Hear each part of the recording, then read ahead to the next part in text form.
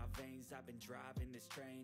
Years in this lane, there's no stopping this flame. Cause I came to the game and I changed it to play how I like. Merhaba arkadaşlar, yeni bir haberle karşınızdayız.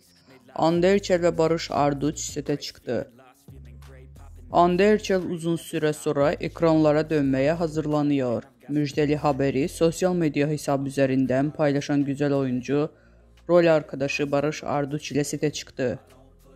Başrollerinde oynayan Barış Arduç ve Hande Erçel'in paylaştığı Rüzgara Bırak adlı romantik filmin çekimleri başladı.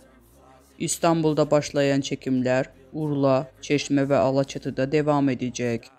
Barış Arduç ve Hande Erçel başrollerini paylaştıkları Rüzgara Bırak filmin çekimlerinin ilk görüntüleri yayınlandı.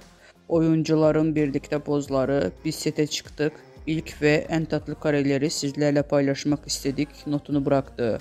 Bizden bu kadar arkadaşlar. Videoların devamını gelmesini istiyorsanız da kanalımıza abone olmayı unutmayalım. Hoşçakalın. 6 a.m. and I'm up again. I got tired eyes, need a cup of blend. That's right, in the AM, that's my only friend. No